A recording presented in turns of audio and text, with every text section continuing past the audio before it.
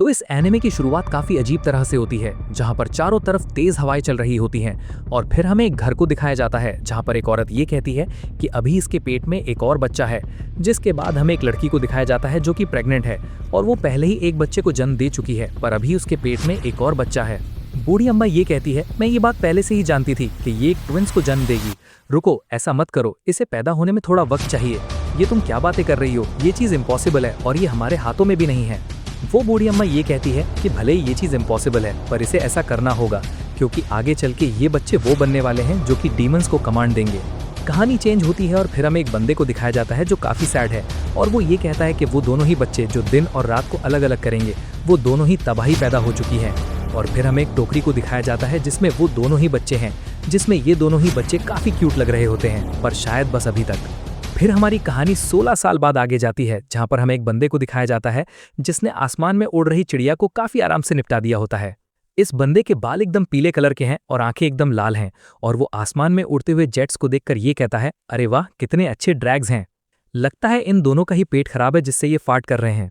अब यूरू अपने शिकार को लेकर दोबारा से अपने गांव की तरफ लौट जाता है और हाँ, इस बंदे का नाम है यूरू, जहां पर एक और बंदा इसका इंतजार कर रहा होता है जो इसका दोस्त है, जिसका नाम है डेंजी।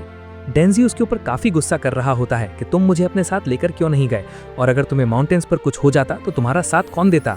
पर यूरो उसे समझाता है कि ऐसा कुछ भी नहीं होगा क्योंकि हमारे विलेज के लेफ्ट और राइट गार्डियंस मेरी रक्षा करने के लिए हमेशा तैयार हैं। इस गांव के सभी लोग यूरो को काफी पसंद करते हैं क्योंकि वो सभी की हेल्प करता है। अब ये दोनों ही घर आ जाते हैं जहाँ पर उनकी माँ उनसे कहती है कि वो उसकी हेल्प करें, पर डेंजी यहाँ से कल्टी मार लेता है, जिसके बाद उनकी माँ डेंजी के ऊपर काफी गुस्सा कर रही होती है, अबे ओए नल्ले, तो कुछ भी काम नहीं करता, कम से कम यूरू की तरह मेहनती बन जा। जिसके बाद यूरू अपनी छोटी बहन के बारे में पता करता है जिसका नाम है आशा। उसकी मॉम ये बताती है कि वो अंदर है और वो अपनी ड्यूटी को परफॉर्म कर रही है। ये सुनते ही यूरू उससे मिलने के लिए उसके पास आ जाता है। अरे आशा, तुम कैसी हो? मैं एकदम सही हूँ और आपका स्वागत है। और यहाँ पर आशा एक लकड़ी के जेल के अंदर होती है और यूरू उसे सारा कुछ बताता है कि उसने आज किसका शिकार किया है।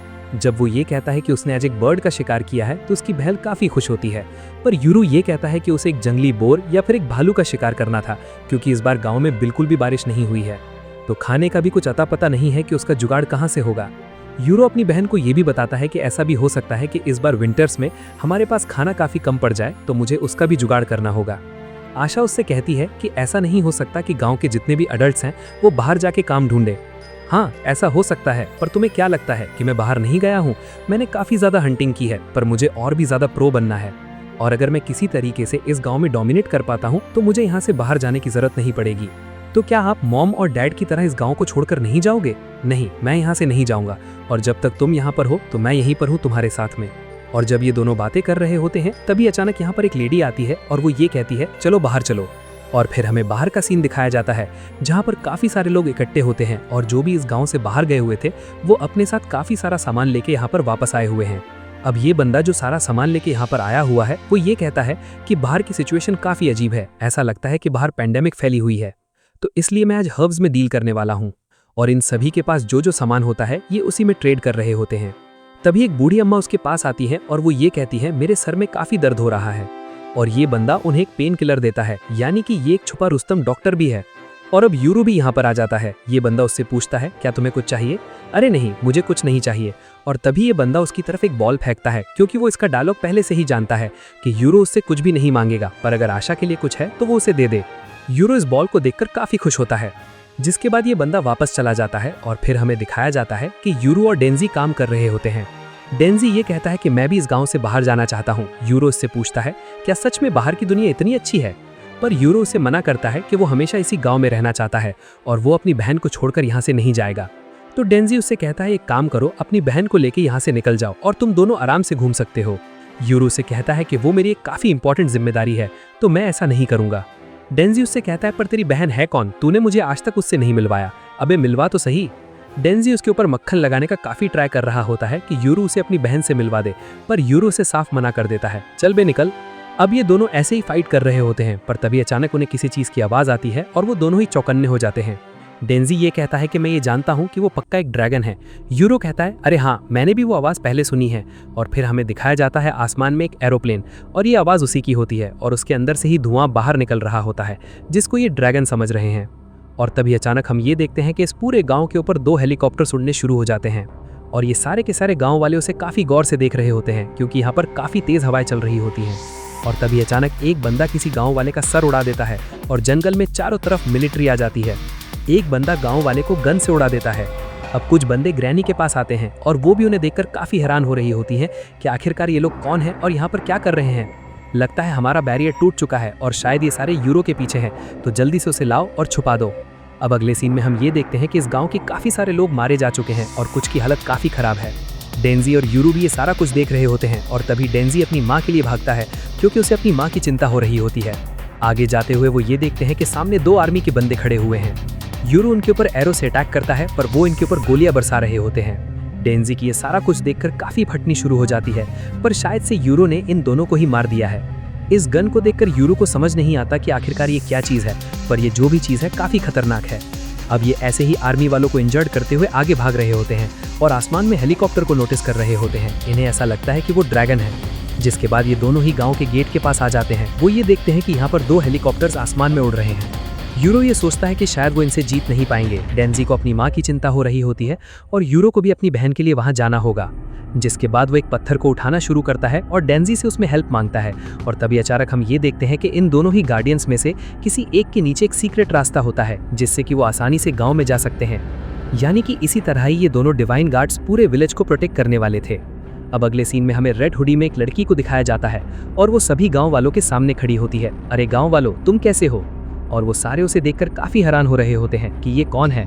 लेकिन तभी हम ये देखते हैं कि ये लड़की अपने हाथ के जेस्चर से सामने खड़े हुए सारे के सारे लोगों को मारना शुरू कर देती है और ये उन्हें काफी गंदे तरीके से मार रही होती है। यहाँ तक कि इसने औरतों को भी नहीं छोड़ा होता, पर वो एक बच्ची के पास आके उससे कहती है कि मैं बच्चों पर हाथ नहीं उठाती। पर वो साथ में खड़े हुए एक आदमी को जान से मार देती है और इसके मारने का तरीका काफी गंदा होता है। और तभी उसके पास एक कॉल आती है और वो ये बताती है कि मैंने यहाँ के सारे एरिया को संभाल लिया है और अब तुम आगे आ सकते हो।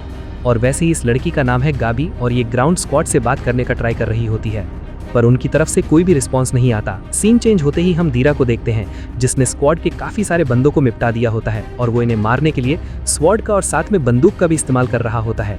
यानी कि वो गन चलाना काफी अच्छे से जानता है। अभी अपना iPhone 17 Pro Max बाहर निकालता है और किसी लड़की को फोन लगाते हुए उससे ये कहता है कि सुनो, मैं बात कर रहा हूँ और मैंने तुम्हें कांटेक्ट किया है। इसका मतलब सिचुएशन काफी खराब है और मैं तुमसे ये कहना चाहता हूँ कि हम अपना मीटिंग स्पॉट चेंज करने वाले हैं। सीन चेंज होते ही हम एक लड़की को देखते हैं जिसने इस ग्रैनी को जान से मार दिया है और अब वो आशा के सामने खड़ी होती है और वो भी अपने हाथ का एक जेस्चर करती है और इस जेल को एक ही झटके में तोड़ देती है, जिससे आशा भी इंजर्ड हो जाती है।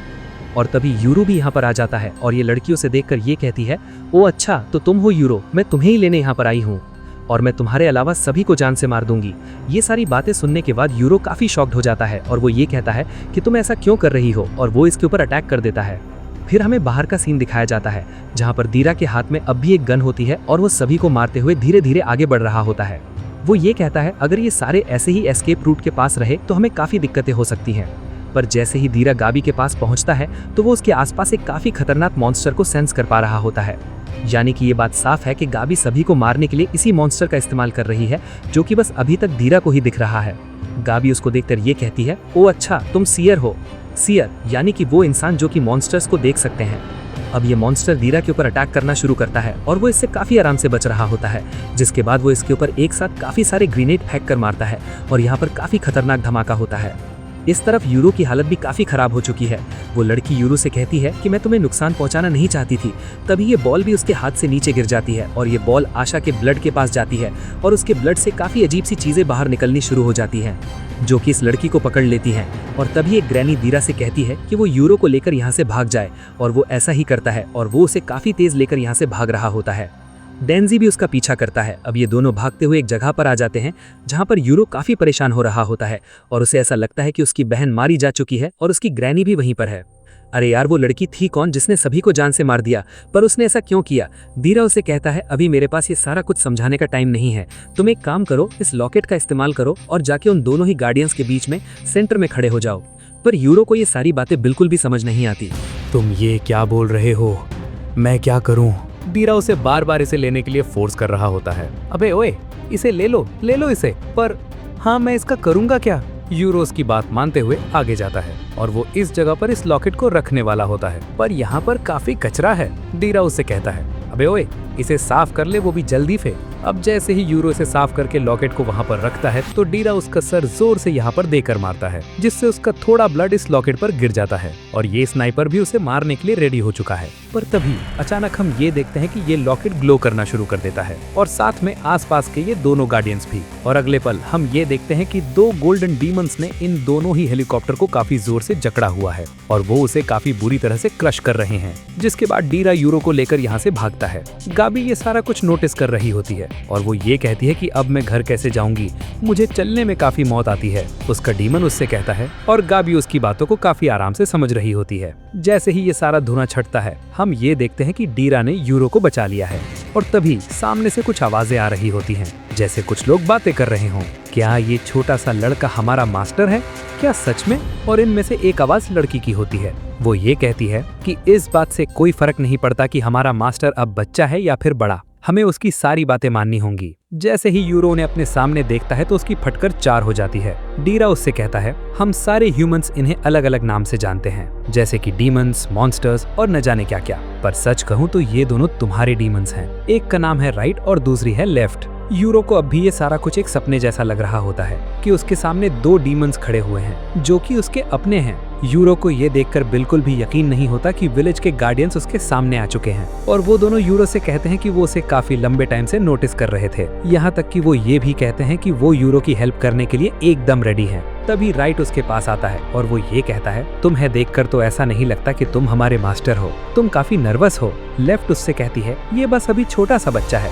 और इसे इतना सारा कुछ समझने में थोड़ा टाइम लगेगा। डीरा भी अपने आप को इंट्रोड्यूस करता है, पर ये दोनों उसके बारे में पहले से ही जानते हैं कि ये इंसान कौन है। अब राइट उससे ये पूछता है पर तुम हमें ये बताओ कि ये सारी चीजें क्या हैं जो कि हमारे मास्टर को परेशान कर रही थी, वो भी एक बर्ड की तरह। तभी डीरा उन्हें ये बताता है कि ये सारी ही चीजें मॉडर्न वर्ल्ड की इक्विपमेंट्स हैं और अभी टाइम नहीं है कि मैं आपको इन सारी चीजों के बारे में अच्छे से एक्सप्लेन करूं। जिसके बाद डीरा ये बताता है कि अभी 2 लोग हैं जो कि हमारे पीछे पड़े हुए हैं, तो इसीलिए आप लोग हमारी हेल्प करो ताकि हम इस माउंटेन से नीचे उतर पाएं। राइट और लेफ्ट उससे कहते हैं कि बस हमें हमारे मास्टर ही ऑर्डर दे सकते हैं, तो तुम चुप रहो। डीरा कहता है मैं इस बारे में जानता हूँ पर इसे अभी कुछ भी नहीं पता, तो मैं क्या करूँ। और अगले पल गाबी भी यहाँ पर आ जाती है और वो ये देखती है कि उसके सामने 2 डायमंड्स हैं और वो ये कहती है कि आखिरकार ये डायमंड्स किसके हैं। डीरा भी उसके डीमन को देखकर काफी शॉक्ड हो जाता है और वो ये कहता है कि तुम अभी तक जिंदा कैसे हो, और उसे इस बात पर यकीन नहीं आ रहा होता और इस जगह पर ये सारे डीमंस को डायमंड्स कह रहे हैं। गाबी उससे कहती है कि मेरा वाला डायमंड काफी अलग है और वो उस ग्रेनेड के अटैक को काफी आराम से झेल गया, ये कोई ऐसा मॉन्स्टर नहीं है, ये काफी यूनिक है। तभी गाबी यूरो को देखकर ये कहती है तुम्हें देखकर ऐसा लगता है कि तुम आशा के भाई हो, यानी कि आशा का भाई अब भी जिंदा है। और तभी यूरो के सामने वो सारे लोग आते हैं जो कि इस गांव में मारे गए हैं। गाबी उससे कहती है कि चलो तुम मेरे साथ चलो। यूरो उससे पूछता है क्या तुमने ही इन सारे गांव वालों को मारा है, और गाबी इसमें हाँ में जवाब देती है। जिसके बाद राइट उससे कहता है कि तुम हमें ऑर्डर दे सकते हो, हम पूरी ताकत लगा देंगे इसे जान से मारने में। लेकिन यूरो उन्हें मना कर देता है। वो ये कहता है कि आप दोनों इस विलेज के गार्डियंस हो, तो मैं आपको ऑर्डर नहीं दे सकता। मेरी बस आपसे 2 रिक्वेस्ट हैं। पहली तो ये, अगर इस विलेज में कोई सर्वाइवर बचा हुआ है तो आप उसे किसी सेफ जगह पर ले जाओ, और दूसरा ये कि मैं इस लड़की को अपने हाथ से मारना चाहता हूँ, तो आप में से कोई भी बीच में नहीं आएगा। राइट ये बातें सुनने के बाद काफी खुश हो जाता है और उसे आइडिया काफी अच्छा लगता है। अब अगले सीन में हमें दोबारा से आशा को दिखाया जाता है जो कि इस ओल्ड लेडी को पटक कर मारती है और वो ये कहती है कि अभी तो मैं यहाँ से जा रही हूँ, पर तुम्हें उस बात का भुगतान करना होगा जो कि तुमने की थी। और ये बोलने के बाद वो यहाँ से निकल जाती है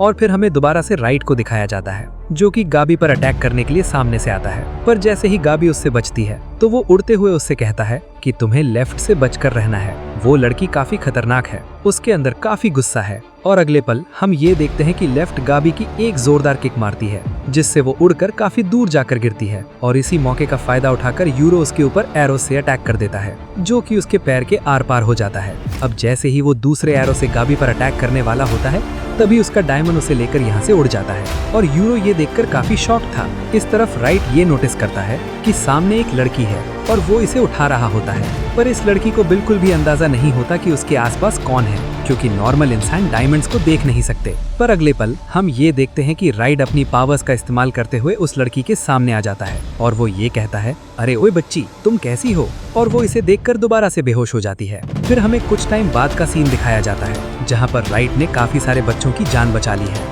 और वो उन सभी को लेकर एक सेफ जगह पर आ जाता है। राइट ये सोच रहा होता है कि जिन लोगों ने भी इस विलेज पर अटैक किया है उन्होंने बस एडल्ट्स को ही निशाना बनाया है। तभी अचानक से आशा भी यहाँ पर आ जाती है, जो कि राइट को देखकर उसके ऊपर एक काफी खतरनाक अटैक करती है। पर राइट इस अटैक को चीर देता है, जिससे यहाँ पर एक काफी खतरनाक धमाका होता है। वो ये कहता है, तुम मेरे ऊपर ऐसे अटैक कैसे कर सकती हो? मेरे मास्टर ने मुझसे कहा है कि मुझे इस विलेज के लोगों को बचाना है। जिसके बाद आशा यहाँ से भाग जाती है, पर उसे आशा के अंदर से कुछ जानी पहचानी स्मेल आती है। फिर हमें दोबारा से गाबी को दिखाया जाता है, जिसकी फटकर 4 हो चुकी है और वो अपने आप को बचाने के लिए अपने डायमंड का इस्तेमाल कर रही होती है। पर वो ये देखती है कि लेफ्ट काफी पावरफुल है और वो इस दरवाजे को खोलने का काफी ट्राई कर रही है। जिसके बाद लेफ्ट अपनी पूरी ताकत का इस्तेमाल करती है और इस डायमंड के मुंह को खोल देती है। यूरो एरो से अटैक करता है और ये एरो जाकर सीधा गाबी की छाती के आर पार हो जाता है। अगले पल आशा भी यहाँ पर आ जाती है, जो कि आते ही यहाँ पर एक जोरदार ब्लास्ट करती है, जिसके बाद वो गाबी के पास आ जाती है।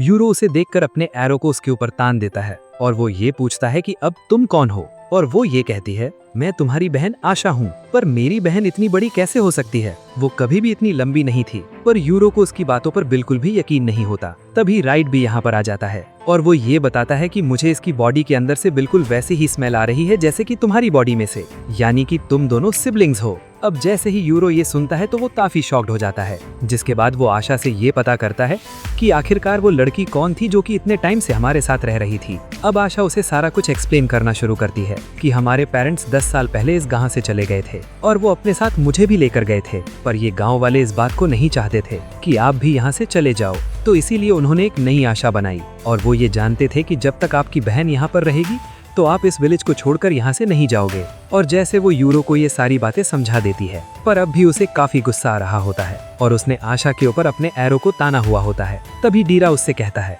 अगर तुम अपने भाई से मिल चुकी हो तो तुम पीछे हट सकती हो। पर यूरो इस बात के लिए मना कर रहा होता है। डीरा उसे समझाने का काफी ट्राई करता है कि शायद तुम नहीं जानते, ये लोग तुम्हारे लिए ही यहाँ पर आए हैं और ये लोग काफी स्ट्रॉन्ग है और अगर ये चीजें ऐसे ही चलती गई तो विलेज वालों को काफी नुकसान हो सकता है। यूरो उनसे कहता है कि वो गाबी को जान से नहीं मारेगा अगर ये सारे गाबी को लेकर यहाँ से चले जाते हैं, और आशा उसकी बातों को मान लेती है। जिसके बाद यूरो अपने साथियों के साथ यहाँ से निकल जाता है। और अब गाबी आशा से ये पूछती है कि तुमने उसे पकड़ा क्यों नहीं? आशा उससे कहती है कि मैं बस उसके दिल का दर्द देखना चाहती थी और मैं इस बात से काफी खुश हूँ कि मेरा भाई अब भी जिंदा है। और ये बात सोचते ही उसकी आंखों में आंसू आ जाते हैं। अगले पल ग्रैनी दोबारा से इस विलेज के बैरियर्स को एक्टिवेट करना शुरू कर देती है और गाबी आशा से कहती है कि हमें काफी जल्दी यहाँ से निकलना होगा, वरना हम इस विलेज में ही ट्रैप हो जाएंगे। अब अगले सीन में हमें कुछ लोगों को दिखाया जाता है जो कि ट्रैकिंग करने के लिए इस माउंटेन पर आए होते हैं और वो इसी के बारे में बातें कर रहे होते हैं कि उन्हें कुछ टाइम पहले कुछ चॉपर्स की आवाज सुनाई दी थी और वो ये कहते हैं कि शायद से वो चॉपर्स यहाँ पर इसलिए आए होंगे क्योंकि इस माउंटेन पर ऐसी काफी सारी चीजें हैं जिनके बारे में किसी को भी पता नहीं है और कोई भी इतनी ऊपर नहीं जाता। ये बंदा कहता है कि उस जगह पर एक ऐसा विलेज भी है जो कि अपने आप ही गायब हो जाता है। अगर कोई इंसान वहाँ पर जाता है तो वो कभी भी वहाँ से लौट कर नहीं आता क्योंकि वो विलेज अपने आप ही गायब हो जाता है। यूरो और डीरा विलेज में जाने का ट्राई कर रहे होते हैं पर वो विलेज अपने आप ही गायब हो चुका है। तो डीरा उससे कहता है कि वो लोग पहले ही जान चुके हैं कि तुम उस विलेज में हो, तो वो तुम्हारे ऊपर कभी भी अटैक कर सकते हैं, तो इसीलिए हमें इससे बचने के लिए बाहर की दुनिया के साथ ब्लेंड होना होगा। और अब ये दोनों बाहर आ जाते हैं जहाँ पर डीरा की एक दोस्त जिसका नाम है हाना वो इन दोनों का इंतजार कर रही होती है। लेकिन अगले पल वो डीरा पर काफी गुस्सा करती है। वो ये कहती है, पर तुमने मुझसे कहा था कि तुम एक इंसान को लेकर यहाँ पर आओगी, पर ये 2 डायमंड्स यहाँ पर क्या कर रहे हैं? यानी कि हाना भी डायमंड्स को देख सकती है,